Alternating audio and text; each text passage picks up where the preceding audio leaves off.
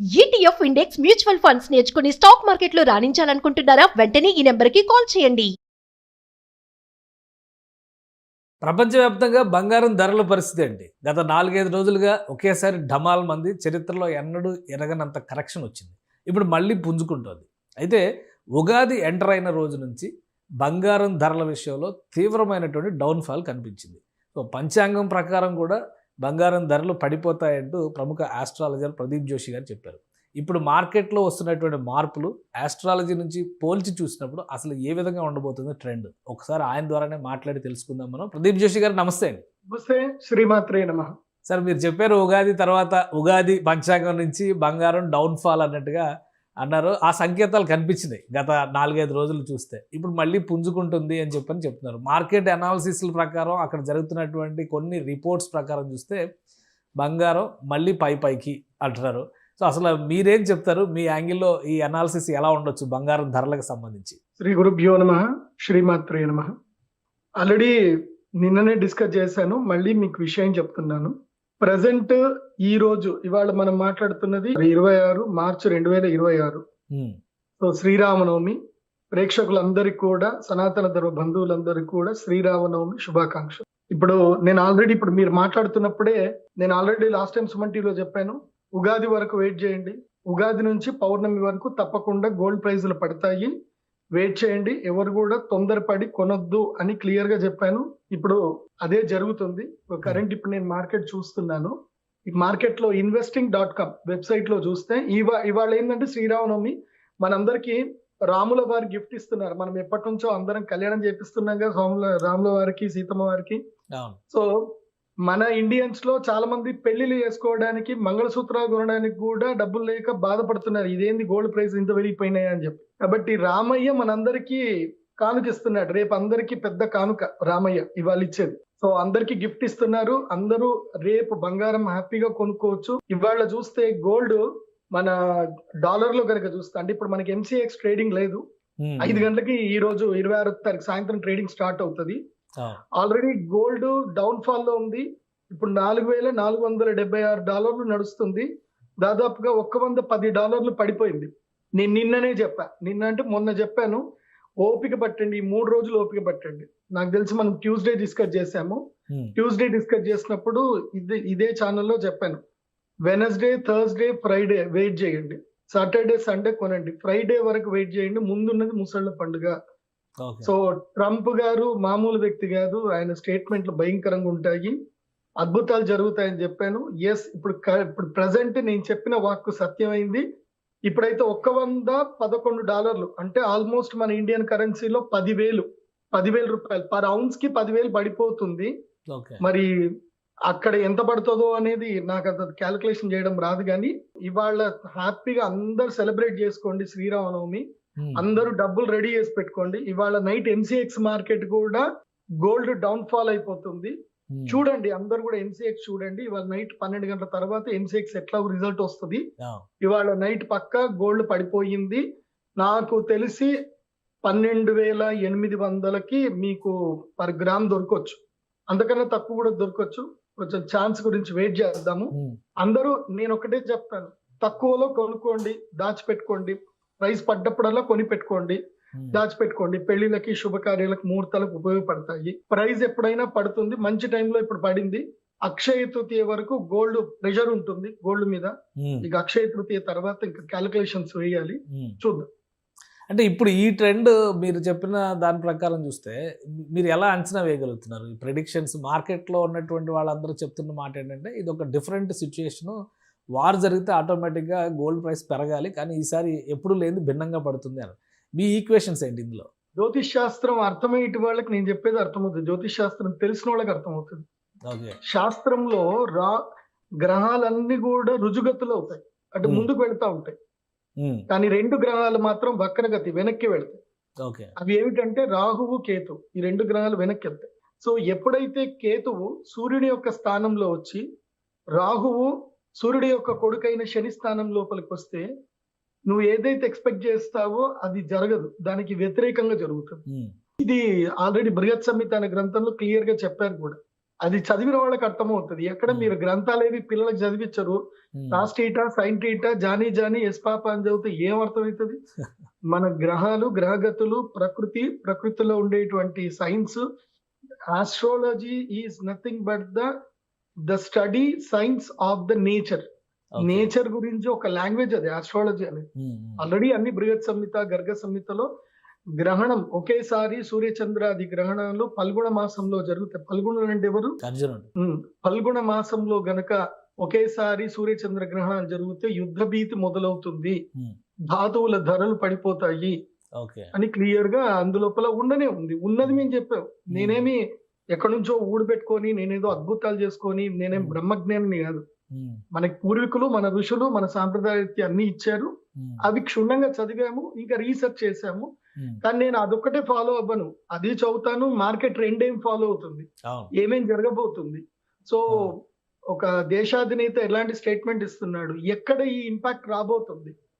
So ఇవన్నీ చూసుకుంటాను. నేను సంపాదించుకుంటున్నా తెలుసా. నేను హ్యాపీగా స్టాక్ మార్కెట్ లో ట్రేడ్ చేస్తూ సంపాదించుకుంటున్నాను. ఓకే. సో రెండు మోడర్న్ ట్రెండ్ రెండు ఫాలో అవుతున్నారు మీరైతే. సో ఎప్పటి వరకు ఉండొచ్చు ఈ ప్రభావం, అంటే బంగారం ధరల పైన ఈ ప్రభావం ఎప్పటి వరకు ఉండొచ్చు? ఎన్ని రోజుల వరకు? Lead to Akshaya Tritiya April 19 వరకు అయితే కన్ఫర్మ్ ఉంటుంది. ఎందుకోసం అంటే మీరు ఒకటి బాగా గుర్తుపెట్టుకోండి. మీరు కావాలంటే ఇది వీడియో చూస్తున్నటువంటి ఎవరైనా రీసెర్చర్స్, అంటే భవిష్యత్తులో ప్రదీప్ జోషి గారు చెప్పింది ఎంతవరకు సబబు అని మీరు రీసెర్చ్ చేసేది ఉంటే, నేను చెప్పిన ఈ 3 ఈవెన్చువల్ డేట్స్ చూడండి. మన భారతదేశంలో మన ఋషులు ఇచ్చినటువంటి 3 ఆస్పిషియస్ డేస్ ఉంటాయి. ఒకటి వసంత పంచమి, రెండవది అక్షయ తృతీయ, మూడవది ధనత్రయోదశి. ఈ 3 రోజుల్లో చూడండి గోల్డ్ వాలిటాలిటీ క్లియర్గా ఉంటుంది. మీరు ఫిబ్రవరి వరకు గోల్డ్ తక్కువ ఉంటుంది. ఫిబ్రవరి నుంచి అక్షయ తృతీయ వరకు గోల్డ్ ప్రైస్ తగ్గుతా ఉంటుంది. అక్షయ తృతీయ నుంచి ధనత్రయోదశి, దసరా వరకు గోల్డ్ ప్రైస్ ఒక రేంజ్ లో ఆడుతుంది. మళ్ళీ దసరా తర్వాత గోల్డ్ ప్రైస్ పడిపోయి ఏది మన ధనత్రయోదశికి పర్చేస్ రేంజ్ లో వస్తుంది. అంటే ఫిబ్రవరి, మే, నవంబర్ ఇవి 3 months గోల్డ్ కి చాలా కీలకమైనవి. అందుకే మన పూర్వీకులు ఊరికే చెప్పలే, పర్వదినాల్లో బంగారం దానం చేయాలి అని చెప్పారు. దానం చేయాలంటే నువ్వు కొని ఎవరికైనా యోగ్యమైన వ్యక్తులకు ఇవ్వాలి. అంటే నువ్వు కొనుక్కో, కొంచెం దానం చేయమని చెప్పారు.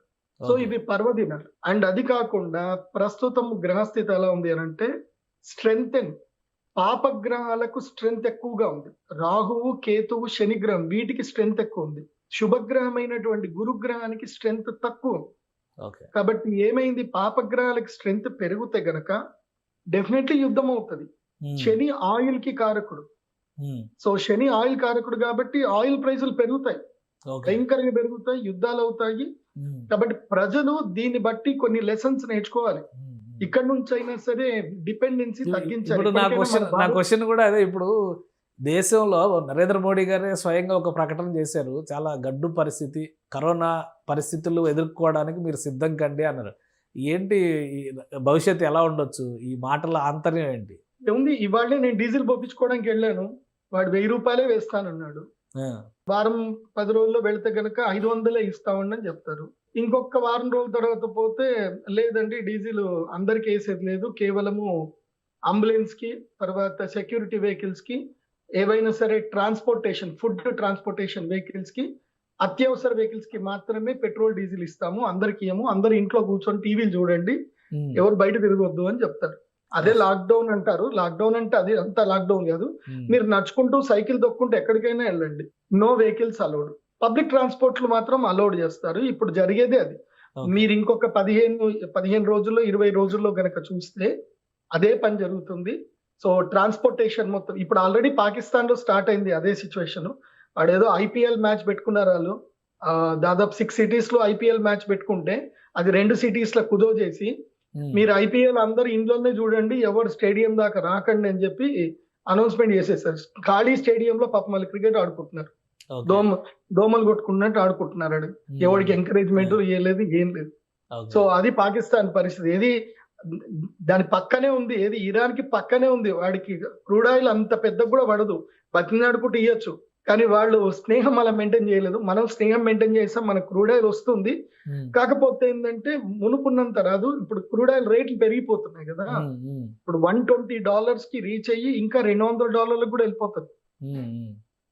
సో ప్రస్తుతము ఇదే జరుగుతుంది కాబట్టి ప్రభుత్వం ప్రజలందరూ ఒకవైపు నుంచి ప్రభుత్వం నిల్వలు ఉన్నాయి, టెన్షన్ పడాల్సిన అవసరం లేదు, ఆల్రెడీ 3 షిప్లు వచ్చినాయి, మరికొన్ని కూడా వస్తాయి అని చెప్తుంది.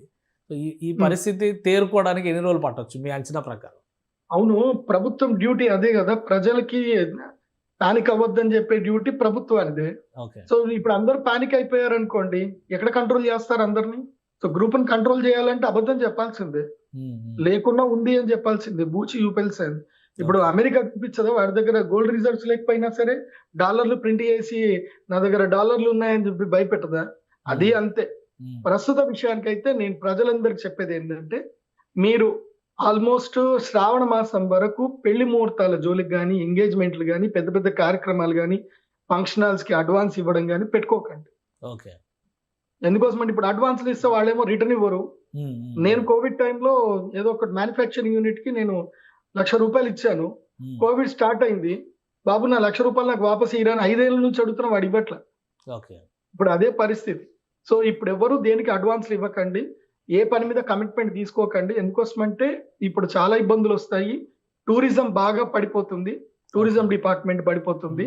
అండ్ ఫ్లైట్స్ కామన్ గా నడుస్తాయి కానీ అవి కూడా డ్రాప్ డౌన్ అయిపోతాయి. ఫ్లైట్ చార్జెస్ కూడా పడిపోతాయి. ఇప్పుడు ఫ్లైట్ స్టాక్స్ కూడా పడిపోతాయి. ఇండిగో స్టాక్స్ పడిపోతాయి. సో ఇక దీని మీద మీరు లెక్కలేసుకోండి. ఏమేం జరుగుతాయనేది బాగా ఉంటుంది. Right. Thank you Pradeep Joshi గారి అనాలిసిస్ అందించినందుకు.